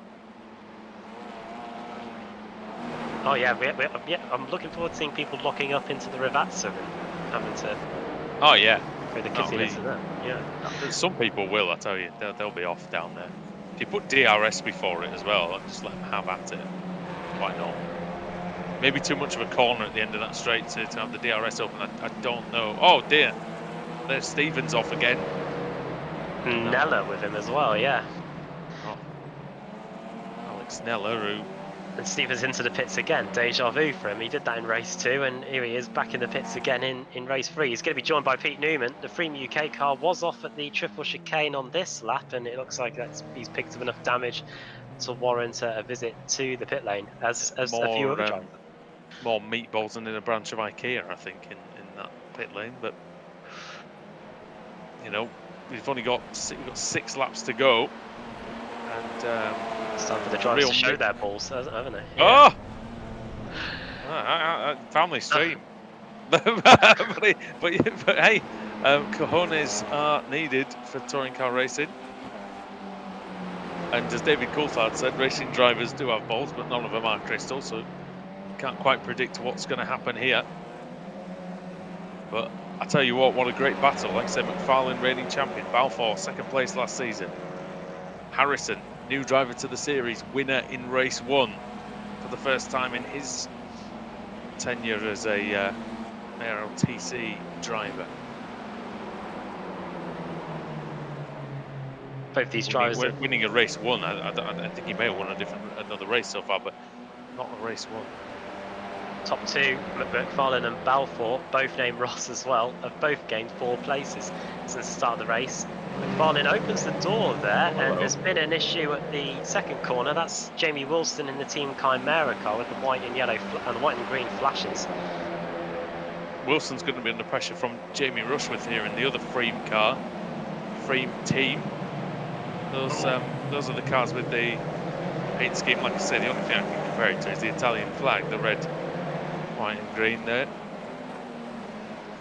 Not in that order, of course. So this is a mess, isn't it? Let's see. So this is Staney at the front. Sorry, Williams at the front. Oh, Cooper in the gravel. Yep, Cooper scoops off the track there by Did he get somebody. tanked from behind? I think it's probable. Just maybe on the brake and just ended up getting a little hit. Oh, Hadfield battling hard with Rushworth now. Oh, they're side by side.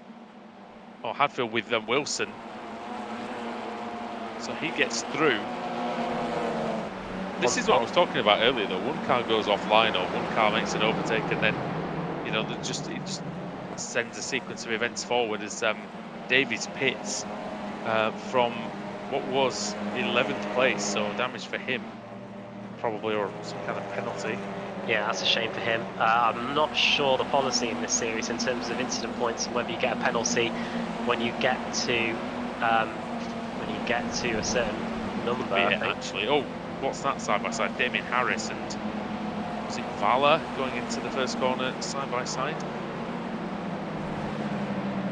Very close indeed. Yeah, wrapping outside goes Damien Harris, who was one of the first cars we saw in difficulty at the beginning of the show.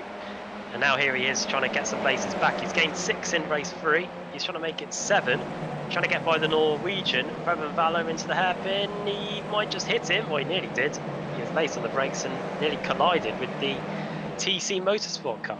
Could say there was no way through there. I'm here all week, ladies and gentlemen. Surprise the butt. Yeah. F Toka is in 8th place. We're looking at him now on the screen, the Pure Sims OBP car. He's just ahead of Craig Williams, and he's just managed to get ahead of Williams. So, and flashing the lights hard is George Simmons. He knows that Craig Williams likes flashing of the lights, and so he's giving that one back well and truly for one of the times last season, I think. They literally had them on for the whole race. Felt like they were stuck on, didn't it? Like with that time when Rusty Laidler's pit limiter got stuck on for Spa, and he did a 6-minute lap because he couldn't unmap the button during the VLN race. As he's still flashing the lights. We know you're watching the stream. Stop it. Stop it right now. As McFarlane. Oh, now McFarlane. That's the closest gap we've seen at the front, and that's why. Look. The top 3 still remain as you were: McFarlane, Balfour, and Harrison. But it's now just half a second between the 3 of them. And maybe don't rule out Oscar Mangan, who is that Corsin racing car, the white and orange one, just in the background lurking there in 4th place, should these 3 start getting into any sort of shenanigans in the final 2.5 laps. You wonder as well if the core, if getting that extra car up to that front battle might mean that Balfour can get a bit creative. He's right on him now, though. He's less than the 10th of a second nearly. As close as you can get without being alongside, really, for Balfour. And it is a part of the track that if you can slip alongside, you have got a chance of a move into this final section. But it's almost as if you've got to build up the entire race to get one overtake Oh, done. here we go. Oh, I wondered if he was going to try that one. Over the line then, 2 laps to go. You are right though. You just inch closer. That's all you can really do around a track like this. Just inching closer, and then you've got a chance for a move or not. How the hairpin. Meanwhile, here's a fight for the top 10. We saw Cedric and Simmons were exchanging positions on the timing tower. And here is Neidhart. Oh, and Hadfield. Oh! Bouncing across the grass. We've already lost one Swift Cooper Esports car. We don't want to lose the other one. And now here comes Wilson, trying to go around the outside. And Team Chimera car, he's got his teammate also there, in Trendle, who won race 2. We haven't lost Jason Cooper completely, but he's down in 21st place after the trip into the kitty litter. 2 Chimera cars side by side, Wilson and Trendle. Trendle from the outside line, try and get in the run into the triple chicane, see if he can get something done. And once more, then Balfour, super close. It's off of the hill then. When we get to the line, we're going to get the white flag in the air. Nathan Davis, who came into the pits a couple of laps ago, is back out on the circuit and is about to be lapped by the race leaders. It looks like he's got a fresh car and the gap is 2.4 seconds. They might just catch him on this final lap of the race, and also in front John Roberts as well. So this could get pretty interesting if they meet at the triple chicane halfway around this final lap. It's going to be close, isn't it? I feel like there's probably enough speed in that Hesketh car to avoid that situation, especially on fresh tyres. Nathan Davis is a fast driver, so we'll see what happens there. But to the final half a lap of the day, the hairpin is the last of the very good overtaking places. But if he gets a good exit here, this is where Balfour's been the strongest, isn't it? Through the triple chicane and out onto the back of the circuit. I wonder if we can get that camera off the rear wing again, just to see how close we get. Oh, here we go. Oh, crashing over the curve there goes Ross Balfour in second place. Now we begin our run through the S's. Oh, this could be the one. Oh, he just lost a tiny bit of momentum over the curve. Is he going to try at the inside? Not this time, but it could be. It could be that last corner move, Adam. It really could. Over the top of the hill. Oh, he runs just a little bit wide. McFarlane, that will give Ross Balfour just a little bit of an incentive going into the penultimate corner. He looks up the inside. You've got to dive to the inside. You have to dive to the inside there. Cut back on the exit, maybe. I don't think he's going to be close enough. No, he does get a better run, but it is going to be Ross McFarlane who takes the win here in the final race of the day here at Barber. Reigning champion, car 1, P1. And it's a Ross 1-2. McFarlane heading home Balfour. Harrison makes it 2 podiums in an evening for HM Engineering. And Oscar Mangan comes home in 4th. Drag race across the line there. That was Jack Sedgwick just ahead of Williams. And then Simmons in 11th. 14 places gained. Oh, and it's all kicking off after the flag. Oh, that's after the line. Yeah, at least Williams and Sedgwick getting into it, but cars still crossing the line. In no, that's 28th not place. bad. That's not bad considering where he was. Well, considering he had an Audi right in, pretty much in front of him, facing on. He gained 19 places from where he started. That's actually really good for considering the problem on the first lap. Almost, is he the biggest, yeah. Is he the biggest gainer? Not quite. Ricard Carlson, 23 places gained. Ricard Carlson for Hell Racers, yeah, gaining 23 to be in to finish in the top 29. Yeah, that's good. Good from Carlson. That's from the very back. It's from 52nd on the grid. And for Pure Sim Esports, a solid end to the evening. There's Dave Baker. He finished in P5.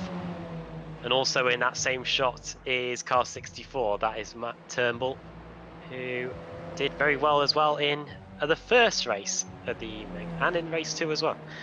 Yeah, we've had a different kind of meeting today than normal. We've had a meeting where it was about the pressure at the front, and drivers driving for 15 laps, 14 laps at a time, not making any mistakes and not allowing the opponent in. And that's what we saw with Harrison in race 1, and that's what we saw with McFarlane in race 3. And it's good to get a meeting like that every now and again, where it's about the precision of the driving and not necessarily everyone knocking spots off each other. I enjoyed that one. Great driving on display all the way through the field. And Here there's is the the result of race 3.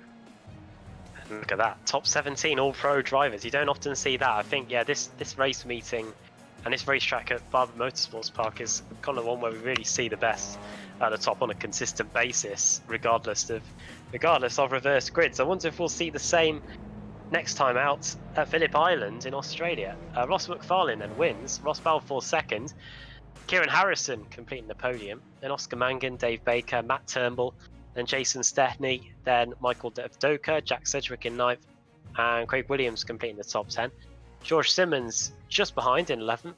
12th for Dennis Neidhart, then Adam Hadfield, Jamie Rushworth, Simon Trendle, then Jamie Wilson, Wojciech Savidovic in 17th, and then Mark Johnston, Alex Torres, and Jason Cooper completing the top 20, despite a trip to the gravel as well. That's a solid recovery drive there from Jason. Philip Johansson in 21st place, Eric Mickey in 22nd, then Preben Valler for TC Motorsport 23rd, then the two fiercely forward teammates, Damian Harris and Adrian Campfield. They're going in 2x2 here because up next, two Free Spire Motorsports teammates in Ben Gregory, who got turned off into the gravel in a collision with Josh Thompson, and Toby Ward, who was on the pole position for this one. Alex Simpson in 28th, Ricard Carlson in 29th, and Darius Neidhart in 30th. Mark Woodhouse 31st, then Tyler Vickery in 32nd, Rob Sutherland, then Marcel Fritsch, and then Alex Neller, Austin Foster there in 36th, then Matthias Sauer, Scott Malcolm, Norbert Leitner involved in some of the collisions at the hairpin at the start of the race. And Sean Gardner, Nathan Davis, Pete Newman for Freem UK, Josh Thompson 1 lap down in the end. Not too sure what happened to Josh. I wonder if he had to make a visit to the pits for maybe too many incident points. Not too sure. Kip Stevens, Adam Hedgecott, John Roberts there, then Lee Berridge. Those were the two cars I think we saw stuck together at one point. Then Fraser Smith, Mads Borger, Luke Kidsley, Joachim Gorbranson, and then at the back, Jake Blackhall, and for the second consecutive race, Ash Sutton. I'm not too sure if he started that one, to be fair, but not the best evening for him, but I'll take solace in the fact that his Pure Sims esports cars have taken home the checkered flag in race 3. Sorry, yeah, unless he maybe was involved in that one as well at the start that we didn't quite catch all of. I did not start, so there we go. Before Sutton complete did not start. Yeah, good strong meeting that. I enjoyed that one. Always good to see the cars going around this track. It's one of my favourite ones. Now, what do we have here? Yeah, we've got Wild Preben Valler, who's appeared then in the interview room. So we've brought him into the commentary box now. Preben Valler joins us now. Preben, welcome back to the commentary box. And the highlight of your day has to be second place in race 2. Congratulations on that. Thank you so much. I'm absolutely thrilled by finishing second in that field. It's amazing. Take us through the race then as that happened, and because obviously you had Simon was away at the beginning, but you had to get past. I think it was Scott Malcolm, wasn't it? And then you had to try and keep Josh Thompson behind. And I can tell you from experience that is not an easy thing to do. Yeah, I started 7th, had a good launch, managed to pick up a couple of spaces into the hairpin lap 1. Then it was just following, I think I was 5th then, and I followed the guys in front for a couple of laps. Then they went off in the tunnel corner. So then I was second behind Simon, who was at that point 5 or 6 seconds ahead. So at that point it was very much serious behind and try and keep them there. And as you said, keeping Josh behind was excellent. we sometimes see that new drivers to the series haven't quite raced a lot of these tracks before. Is this a track that you've done a lot of running on in the past? No, I checked beforehand, and in total in all cars I've done 42 laps, so not an awful lot. But I managed to do a few laps in this week leading up to the race, and I think I found quite a bit of pace. I mean, we like this track in the commentary box. Always gives quite close racing. Not necessarily a lot of overtaking, but definitely like puts the driver on the limit. Did you feel like it was, especially as we're watching your highlights from the start of race 3? Did you find that it was very, very tightly contested in there? Yeah, it's extremely tight when you end up in the midfield. It's so hard to pass, and if you try to pass and you don't succeed, you lose 3 or 4 spots. So you have to measure up the guy in front and figure out where he's weak before you make your move. And I think Barber gives nice racing in that regard. You have a couple of critical corners leading up to straights where it's possible to get that overlap before the next corner. Yeah, a good flowing circuit, I think, in this one, and yeah, certainly a really good test for the drivers. We're looking at next week then. Well, not next week as such, but the next. I wish it wasn't. I wish it was next week. Yeah, we're now not back for 2 weeks till the 17th of September, when we go to Phillip Island in Australia.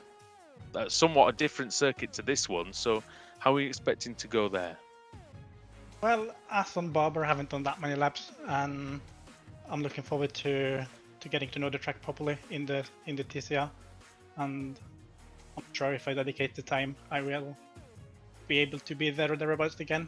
I'm very happy with how the season has been so far, and as a newcomer, it's so much fun to be able to fight with guys like Jack Sedgwick and Ross McFarlane and all those guys. It's so much fun.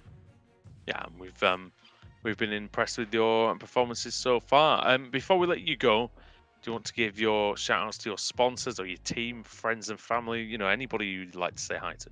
Yeah, I forgot her last week, so first of all, I have to thank the girlfriend who lets me do this for hours upon hours. Good decision. Yeah. Apart from that, my spotter Tarja, who's always there for me, is vital in terms of figuring out how to approach passes, where people are weak, that sort of thing. And also Mats and Joachim, who's in my team. Mats had an excellent second race today, so that was a lot of fun. All right. So we wish you all the best and enjoy your week off, and then we'll see you in 2 weeks' time. Thank you. Nice one. Preben Vala there, Adam, and good to see the Norwegian contingent coming out into force here.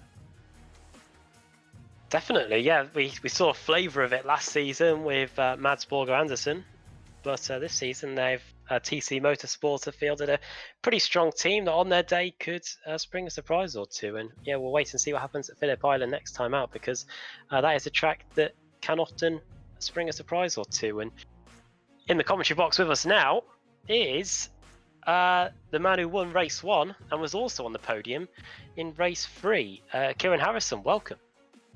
Hello, guys. Well, Barber Motorsports Park has really been a good evening for yourself. Started on pole managed to get the jump in race 1 to get the lead, and from then on you were able to keep Dave Baker and the rest of the field at bay in that first race. Yeah, that one was really close. It was crucial, the move on the first corner, because I think I don't know if it was the draft or whatever, but Baker was very, very quick behind me, so I literally couldn't get away. I think the gap was 0.3 or less the whole race, pretty much. But it's quite tricky to overtake around here, so I placed my car well, and he couldn't get past. I suspect it would have been the same story had I not got him, but in reverse, obviously, with him winning. But yeah, I'm delighted to get my first win in this series. Got so close last week, leading until the penultimate lap, but I got it here, so I'm pretty satisfied.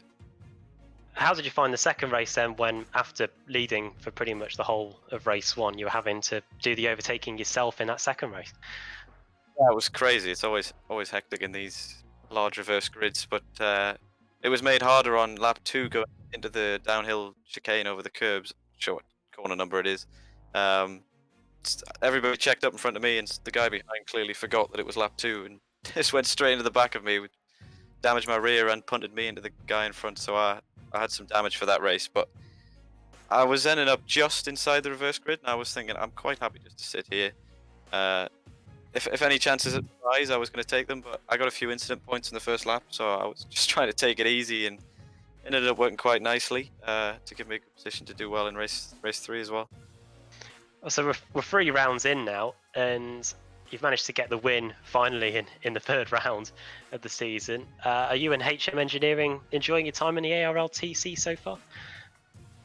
Absolutely, for the most part. It's a bit of a mixed bag for some of my teammates because they've had some bad luck in the reverse grid races, but generally it's great racing, it's great fun, and I'm pleased to be a part of it. Our next time out then, we were just mentioning it a moment ago, we go down under to Phillip Island. Is that a track that's similar in nature to Barber Motorsports Park, or do you think there'll be a few more overtaking opportunities there, like the Honda hairpin and MG as well?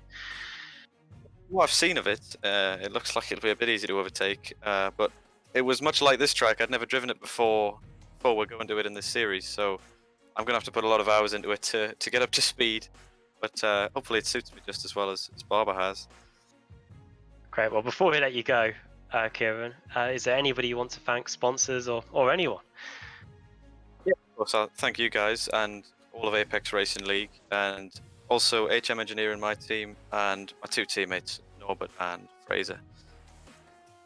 Well done, mate. I think you've probably, with a win and a podium, probably picked up the maximum points out of anyone in the field across the 3 races today. And let's see if you can carry that forward into Phillip Island next week. Thanks for taking the time to come and speak to us today. Yeah, I hope so. Thanks.